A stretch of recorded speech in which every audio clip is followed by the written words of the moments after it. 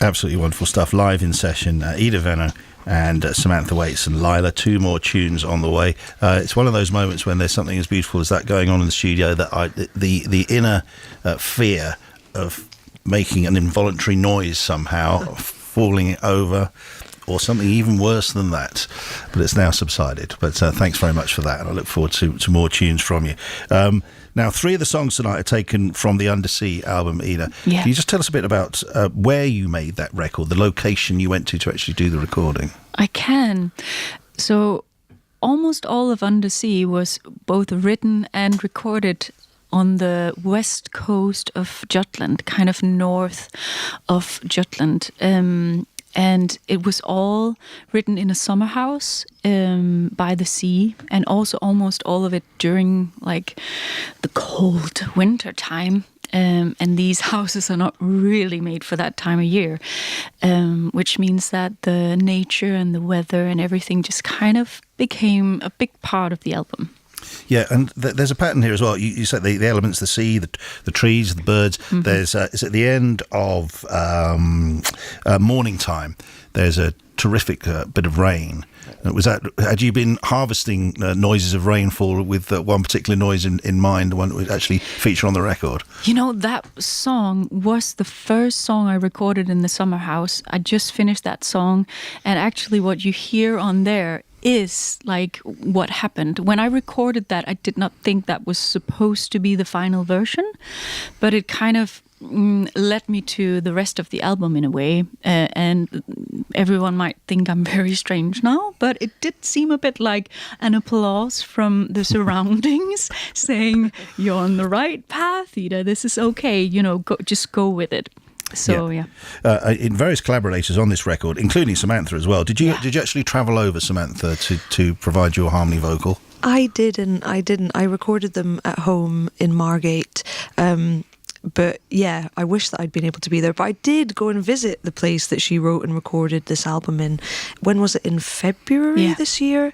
And we kind of and it was still very cold. Still too cold, I think. It was really snowy, and yeah, it was. So I have been to the place, but I wasn't there at the recording. No. I'm conscious now that Ida needs to retune at some point the guitar. Yes. Would you like to do that? And I'll direct some of my questions at Samantha if that's okay. In the meantime, ask me anything about Ida. I'll tell you everything. We'll get to that in a bit. I wanted to talk a bit more about field recordings, recording out and about, because you did a record. You recorded an album called Waiting Room. Was it Waiting Rooms? Or? Waiting Rooms, yeah. Yeah, and it was recorded in waiting rooms. It was, yeah. So, which is a good thing to do. Just tell us a bit about that.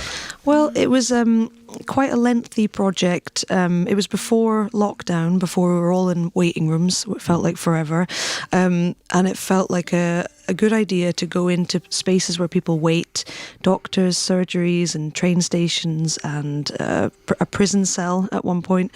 And we recorded live in those spaces, and I've always had quite an interest in capturing the stories of what's held in rooms and in nature.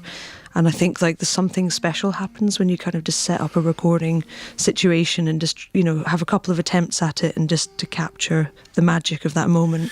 Yeah, and it's something you both, as I mentioned, both of you like that side of recording as well. We do. How did you discover that you both like that side of recording? Where did you actually first meet and make music together? I mean, we actually met, I think it's 10 years ago now, at a writing retreat, a Chris Stifford retreat. And we both, I had a bit of a girl crush on you. And I was very fascinated by Samantha's music and kind of knew that I wanted to do something with her at some point. But really what happened to us is that our friendship has just built over the years. We started doing tours together. And I think, when you're inspired by people and you don't even see how inspired you are. So in a way, I think in my way of writing, some of Samantha's inspiration has gotten into me as well. But it's actually not till the EP or the album that we just made that we've actually done real songwriting together. So it's actually taken us 10 years to actually write a song together. Yeah, is that a trust thing? Is that a worry about not wanting to spoil things, to actually take that leap? You got it right there. That's exactly what it is. Yeah. Yeah, I think it's so kind of precious what we've built through touring and singing together, because we love to sing harmonies together. We love to travel together. We get on really well. We love a travel lodge. And I guess it's such a precious thing that we didn't want to kind of spoil it by having a difference of opinions and, you know, and just kind of waiting till we knew what we wanted to say together, I think. And it's kind of felt quite organic that way. So the result is Loopy and Esther. Which is a maxi EP, we can call it, but it's a forthcoming maxi EP, if you like. Yeah, that's great. It has some short numbers on there, and Loopy and Esther takes its name from. You tell the story. Should I? Are you bored of telling the story? Yeah. You're the first person to hear the story. Okay, here we go then. Let's have it then. Well, we found out that we both, like, at the same time in our lives, when I was a girl walking around in Denmark, somewhere in Jutland, and you were walking around somewhere in Scotland, in Montrose, we both had, acidy yellow budgies at the same time. And mine was called Esther, and Sammy's was called Loopy. So, we just thought we'll call this, whatever this is that we're making, Loopy and Esther. Yeah. Was it called Loopy because it was a Lupino budgery? Exactly. Are they both Lupino? Are you inside my brain? Yes, exactly. It was a Lupino and they're bright, bright yellow. And that's why, because I've, a bit more imaginative these days. Well, it's a good name. Loopy the budgerigar. Okay, well, I don't want to accentuate or overextend the connections here, but there's a great actress and director called Ida Lupino as well. No I'd just like to point out. Yeah. Wow. She would have said Ida as well. She was from East London. So there we are. I'm not sure where it goes beyond that. But there we go. You're such an encyclopedia of knowledge. That's it. You've used it all up. There's absolutely nothing left. I think we need to do a new collaboration now. Yeah. Are you ready to play 2 tunes back to back? Are you happy to do that next? We are indeed, yeah. Lovely. And what's the first one going to be? Well, the first one is actually the one you just mentioned before, called Morning Time.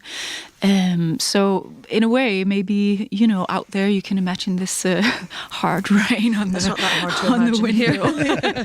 No, maybe we'll cry a little bit. We can help a bit with that. Okay, take it away.